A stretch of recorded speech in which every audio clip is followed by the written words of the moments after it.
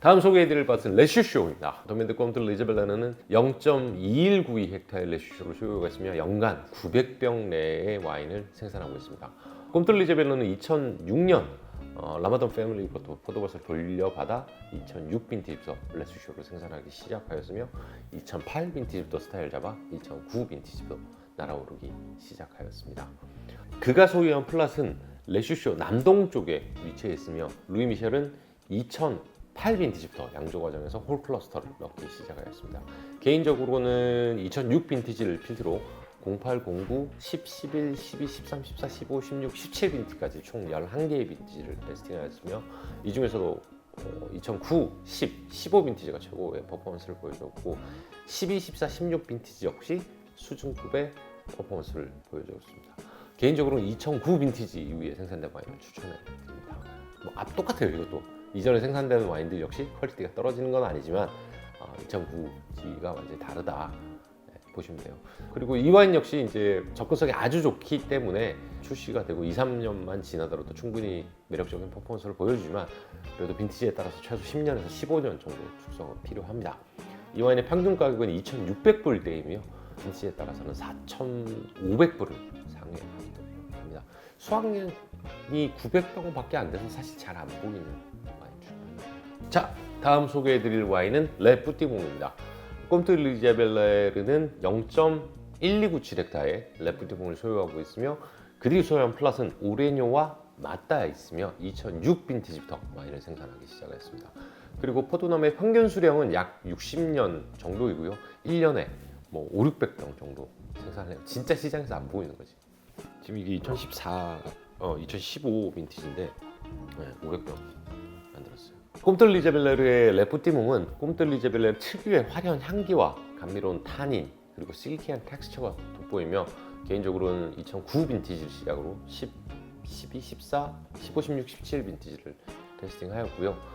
모든 빈티지들이 수준급의 퍼포먼스를 보여줬지만 그 중에서도 2010, 15 빈티지가 아주 강렬한 인상을 심어줬습니다. 이 와인은 평균 가격이 약 한 3,700불대이며 빈티지에 따라서는 5,500불을 상회하기도 하며 최소 10년에서 15년 정도의 셀러리 필요합니다. 제가 이 와인을 처음 구입한 것이 2013년이었는데 그때 2009 빈티지가 딱 500불 정도였죠. 네. 7배 올랐어요. 사실 오레뇨가 퀄리티는 좀 더 좋은데 오레뇨의 생산량의 거의 한 4분의 1, 5분의 1이다 보니까 가격이 사실 많이 올라가는 부분 중 하나죠. 네. 자, 다음 소개해드릴 와인은 레숑입니다. 도멘 꼼트 리자벨레르는 0.1176 헥타의 레숑을 소유하고 있으며 그들이 소유한 플라시는 랍다슈와 오우 말콩소의 바로 동쪽 아래에 위치하고 있으며 2000 빈티지부터 레숑을 생산하기 시작하였습니다. 그리고 포도나무의 평균 수령은 약 85년 정도이고요. 1년에 500병 내외의 와인을 생산하고 있습니다. 이 와인 역시 2008 빈티지부터 스타일 잡아 2009 빈티지부터 날아오기 시작하였는데 개인적으로는 2008 빈티지를 필두로 2009, 10, 11, 12, 13, 14, 15, 16, 17 빈티지까지 총 10개의 빈티지를 테스팅하며 그 중에서도 2009, 10, 15 빈티지가 최고의 퍼포먼스를 보여주었습니다. 물론 12, 14, 16, 17 빈티지도 아주 좋았어요. 이 와인의 평균 가격은 약 한 1,700불대이고요. 빈티지에 따라서는 2,000불을 상회하기도 합니다. 자, 다음 소개해드릴 포도밭은 뉘생조르지 프리마크 오크라입니다. 도멘트 꼼트 리자벨레르는 0.3745 헥타의 레크라를 소유하고 있으며 그들이 소유한 플랫은 오메일제와 오부도 사이에 위치해 있는데 이 포도밭은 오부도와 마찬가지로 돌이 아주 많은 토양입니다. 여기는 90년이 넘는 비에비뉴들이고요. 1년에 1200병 내외의 와인을 생산하고 있습니다. 꼼트 리자벨레르는 이제 라마돈 패밀리로부터 포도밭을 돌려받아 2006 빈티지부터 와인을 생산하기 시작하였으며 2008 빈티지부터 스타일을 잡아 2009 빈티지부터 날아오르기 시작하였습니다. 개인적으로는 2006 빈티지를 필두로 2008, 2009, 2010, 2011, 2012, 2015, 2016, 2017 빈티지까지 총 9개의 빈티지를 테이스팅하였으며 그 중에서도 2009, 2010, 2015 빈티지가 최고의 퍼포먼스를 보여줬고 12, 16, 17 빈티지 역시 수준급의 퍼포먼스를 보여줬습니다. 이 와인은 리생조지라고 하기보다는 본노마네를 연상시키는 우아함이 돋보이는 와인이고요. 특유의 이제 화려한 향기와 진한 머스크 향기가 아주 매혹적인 와인입니다. 평균 가격은 약 1,300불대이고 빈티지에 따라서는 1,800불에 육박하기도 합니다. 사실 프랑스 레스토랑에서는 몇 년 전만 하더라도 한 400유로, 500유로 마실 수 있었어요. 네. 근데 최근 가격이 많이 오르긴 했죠. 자, 다음 소개해드릴 포도밭은 리생조지 프리미어 크루 클로드 그랑 비니에입니다. 도멘 꼼트 리제벨에는 2.1953 헥타의 클로드 그랑 비니에를 소유하고 있으며 그 중에서 1.8753 헥타는 피노노아가 0.32 헥타는 셰르도네가 심어져 있습니다. 이 포도밭은 40cm에서 60cm 두께의 토양이 필지의 경사면에 위치해 있으며 갈색 점토로 구성이 되어 있습니다. 그리고 표면의 약 20% 정도가 암석이고요. 다양한 종류의 자갈이 2cm에서 한 15cm의 크기로 여기저기 흩어져 있다고 합니다. 이 포도밭은 1930년대 부르고뉴에서 상징적인 인물이었죠. 그 샤를 비에뇨의 영향으로 아주 높은 명성을 얻었던 포도밭이기도 하고요. 이 가문의 마지막 대표인 미셸 비에노가 1982년에 토마스 몰리아드에게 포도밭을 넘겼고요. 2004년 에티엔 드 몽띠유가 포도밭을 인수하고 샤토드 플리느 몽라샤를 2005 빈티지부터 2011 빈티지까지 생산을 했어요. 그리고 이제 2012년에 루이 미셸 리제베르가 이 포도밭을 인수하고 2012 빈티지부터 첫 와인을 생산하기 시작하였습니다. 개인적으로 레드 와인의 경우 2012 빈티지를 시작으로 13, 14, 15, 16, 17 빈티지를 테스팅하였으며 모든 빈티지가 수준급의 퍼포먼스를 보여주었으며 특히 2015 빈티지가 가장 뛰어난 퀄리티와 완성도를 보여주었습니다. 이 와인은 달콤한 타닌과 어우러진 감미로운 피니시가 돋보이는 와인으로 빈티지에 따라 최소 8년에서 13년 정도의 셀러링이 필요합니다. 그리고 빈티지에 따라서 한 3,000병 내외의 와인을 생산하고 있어요. 평균 가격은 1,500불대이고요. 빈티지에 따라서는 1,800불을 상회하기도 합니다.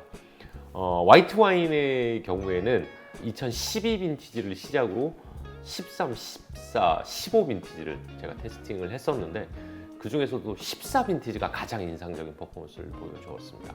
이 와인은 이제 꼬르똥 샤르마뉴를 연상시키는 매끄러운 유질감과 풍만한 바디감이 돋보이는 와인으로 빈티지에 따라서 최소 5년에서 10년 정도의 셀러링이 필요합니다. 그리고 평균 가격은 1,000불대인데 빈티지에 따라서는 3,000불을 상회하기도 합니다. 화이트 와인의 경우에는 퀄리티가 그렇게 떨어지는 건 아니에요. 근데 레드 와인에 견줄 만한 수준은 아직 아니라고 생각합니다. 1년에 한 1,000병, 900병 내의 와인을 생산해요. 지금 이게 화이트인데 첫 빈티지가 1,325병 만들었고요. 이거는 이제 레드 와인인데 2014 빈티지 3,500병 정도 나왔어요. 똑같이 생겼어요. 레이블. 2012 빈티지가 저도 이거 처음에 박스로 샀을 때 한 350불 했었나? 형나? 네. 굉장히 네. 근데 화이트는 좋긴 한데 레드 수준은 아니다. 근데 마실만은 하다라고 생각하시면 돼요. 자, 이 집도 이제 프리미어 크루는 다 끝났습니다. 자, 다음은 클로드 샤토입니다. 도멘 드 꼼트 리제벨레는 0.8304헥타의 클로드 샤토를 소유하고 있으며 포도나무의 평균 수령은 약 55년 정도이며 연간 3,500병 내의 와인을 생산하고 있습니다. 그리고 이제 바로 동쪽에 붙어 있는 라콜롬빌에 비해서는 석회암의 비율이 압도적으로 높아 와인에게서 이제 풍성한 미네랄 터치와 텐션을 보여주고요. 그리고 제가 생각하기에 가격 대비 가장 뛰어난 퍼포먼스를 보여주는 와인 중 하나예요.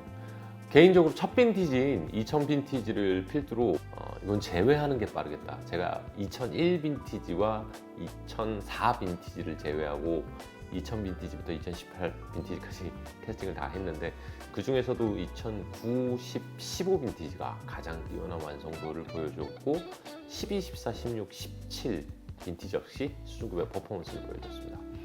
이 와인의 평균 가격은 약 1,400불대이고요. 빈티지에 따라서는 2,300불 상회하기도 합니다. 사실은 이 와인이 꼼트 리제벨의 와인 중에 가격 대비 가장 뛰어난 완성도를 지닌 와인이라고 생각해요. 그만큼 빌라주의지만 압도적인 퀄리티를 지닌 와인이다 라고 생각을 하시면 돼요. 그리고 이제 빈티지에 따라서는 최소 7년에서 한 10년 정도의 셀러링이 필요합니다. 얼마 전에 이제 인보이스를 한번 찾아봤는데 제가 꽁틀 리제벨레를 한참 빠진 2013년에 2009 빈티지를 한 250불에 구입했더라고요. 그때는 레스토랑에서도 300불이면 마실 수 있었어요. 미슐랭 3스타, 뭐 EMP, 펄세 이런데 250불, 300불밖에 안 했으니까 이게. 그러니까 지금 가격 생각하면 엄청 많이 오르긴 했죠. 지금은 레스토랑에서도 뉴욕 가면 이게 1,500불, 1,800불? 어쩐 때는 2,000불 넘는 데도 있고. 그러니까 뉴욕 레스토랑도 한 7배, 6배 이상 올랐다고 많이 오른 거죠.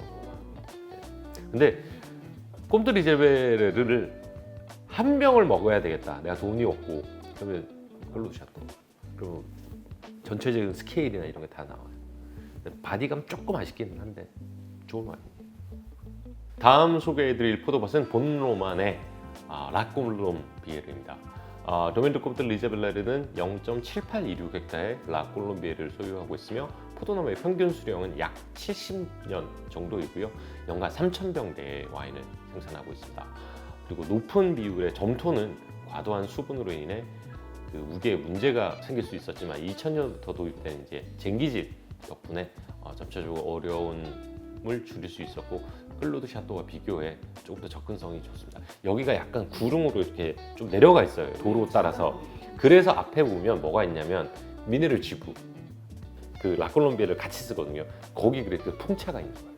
개인적으로는 첫 빈티지인 2002 빈티지를 시작으로 06, 08, 09, 10, 11, 12, 13, 14, 15, 16, 17, 18 빈티지를 테스팅하였으며 그 중에서도 2009, 10, 15 빈티지가 가장 뛰어난 완성도를 보여주었으며 12, 14, 16, 17 빈티지 역시 수준급의 퍼포먼스를 보여줬습니다.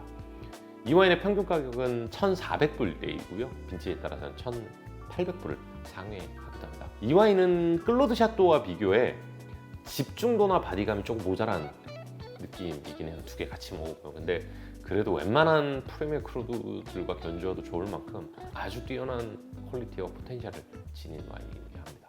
악토님 질문이 네. 있어요. 네. 바트리는 두 개인데 네. 하나는 골드고 하나는 파란색이잖아요. 네. 짭일까? 짭일까? 차이가 뭐예요? 차이가?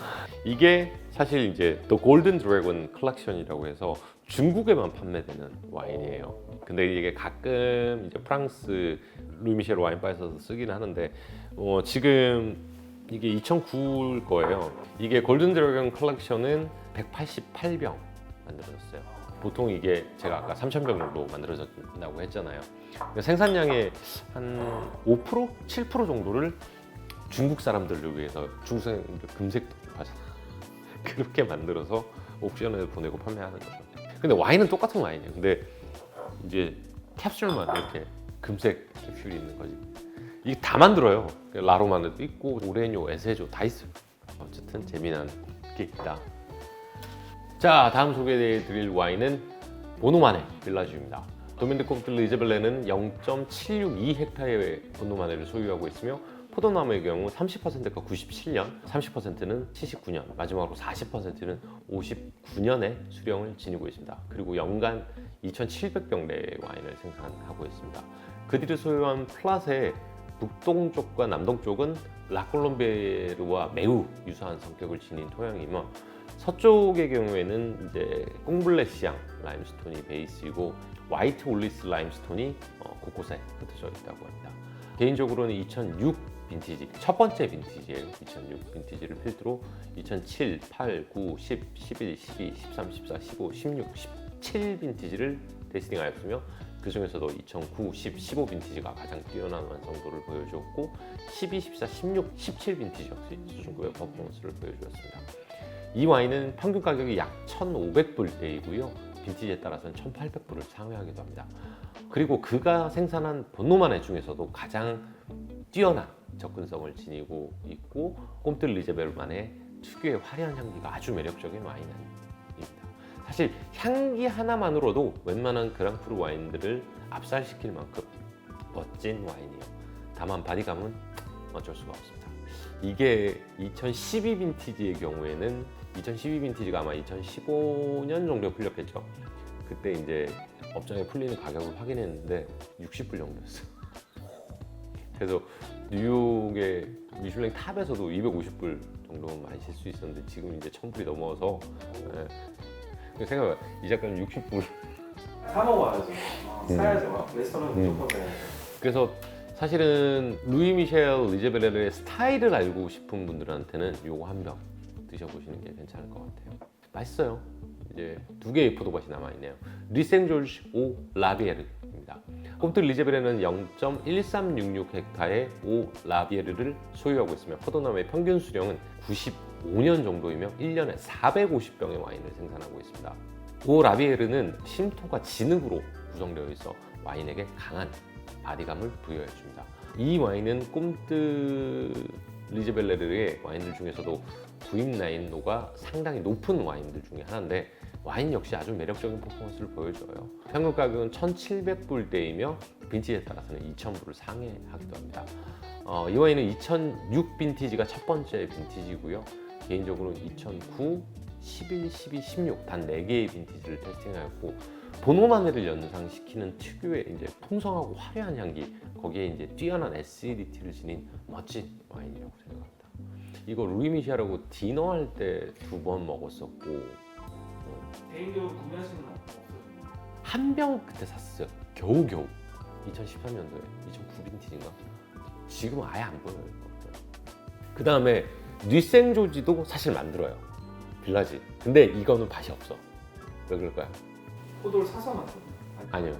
이 와인은 앞서 설명드렸던 뉘생조지 프리메크루인 플로데 그랑비녜의 어린 포도나무에서 생산된 포도를 사용해 만들어지는데 저도 2016년 빈티지를 그때 와이너리에서 배럴 테스팅하면서 딱 한 번 테스팅해봤어요. 이 와인은 1년에 한 번 이제 에커메릴에서 이제 보통 홍콩에서 옥션할 때 한 배럴이 나와요. 근데 2022 빈티지 경우에는 지난 6월에 했었는데 180병의 일반 사이즈 750 사이즈, 그 다음에 30병의 매그넘, 그 다음에 12병의 제로보암이 한 세트로 이렇게 나와요. 아, 풀세트? 네, 원 배럴로. 그래서 3억 5천만 원에 팝니다. 우선 꼼트리제베르의 와인들 중에서는 접근성이 가장 좋고 특유의 스타일도 잘 간직하고, 근데 단 이제 시장에 물건이 풀리지 않는다. 그러니까 저도 사실 그렇게 많이 마셨는데 2016 빈티지 딱 한 번, 그것도 와이너리에서 루이 미셸이 이거 올해 만든 건데 뭔지 한번 맞춰봐요. 뭐지? 그랬는데 뉘생조지. 그런데 포도밭 관리를 다시 하기 시작했잖아요. 2012년에 인수하면서 다 잘라냈겠지. 그러면서 어린 것들만 여기 섞는 거죠. 근데 이게 언젠가는 이제 그랑비녜로 바뀌어서 나가겠죠. 다음 이제 마지막으로는 사실 2022 빈티지를 시작으로 루이 미셸 리제베레는 그랑에세조, 그다음에 보노만의 프레메크루 말콩소, 그다음에 본노만의 프레메크루 레크라 라무, 그다음에 본노만의 오레아 등 새로운 부지를 확보를 했습니다. 또한 루이 미셸은 클로드 부조, 에세조, 그다음에 본노만의 프레메크루 레슈쇼의 포도밭들을 또 추가가 됐어요. 이 포도밭은 나탈리에 빠까로족, 그 도멘 라마슈의 니콜 라마슈의 사촌인데, 니콜 라마슈가 와인을 다 만들다가 본인으로 만들고 약간 부침이 있었겠죠. 그리고 이제 루이 미셸이 꼬셨겠지. 그래서 이제 포도밭, 본인이 가신 포도밭. 그래서 제가 알기로는 라그랑루에도 일부가 있었는데 라그랑루는 안 돼. 이건 무조건 안 돼서 그건 그대로 저기 니콜이 만들고, 나머지는 가지고 있는 거 전부 다 지금 이제 루이 미셸한테 포도밭을 임대하기로 결정을 했죠. 그랑의 세조 구획은 0.3헥타 정도 되고요. 클로드 부조 바로 위에 위치하고 있고, 말콩소는 이제 남쪽 끝에 2개의 구획으로 구성이 되고 총 0.5헥타 정도 될 거예요. 그리고 라크라 라무는 포도원의 그 남쪽과 위쪽에 위치해 있고, 로마네 생비에봉 바로 아래쪽에 0.21헥타를 소유하고 있고, 마지막으로 오레아 역시 포도밭을 받게 된 거죠. 사실 이게 2022 빈티지가 라크라 라무 같은 게도 굉장히 고가의 판매가 됐고, 다른 와인들도 마찬가지지만 아마 이제 가격이 엄청 오르겠죠. 이제 새로운 플랫도 생기고 해서. 그냥 저는 말콩소가 되게 궁금해요. 사실 말콩소가 두작도 있고 몽띠유, 쿠페 크리스틴 형도 있고 뭐 어쨌든 멋진 와인들이 많아서 거기가 이제 격전지가 좀 또 되지 않을까 싶기는 해요. 자, 오늘은 도메인 드 꼼트 리제벨레르에 대해서 알아봤습니다. 네, 궁금한 거 없으시죠? 너무 잘 알려줘서 총평 하나만 이 와인을 딱 마시고 싶어하는 사람한테 총평 하나만.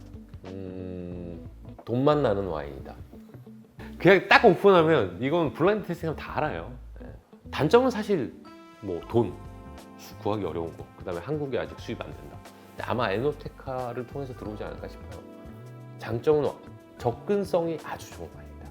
그러니까 출시하고 바로 마셔도 멋진 퍼포먼스를 보여주지만 그래도 그랑크루는 좀 시간이 필요하다. 향이 미친 와인 중에 하나죠. 진짜 매력적이에요. 특유의 그 머스크하고 실키한 텍스처에 먹고 싶다.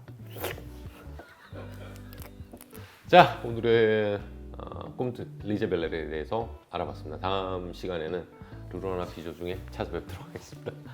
지금까지 와인 마신 아톰 이준혁이었습니다. 감사합니다.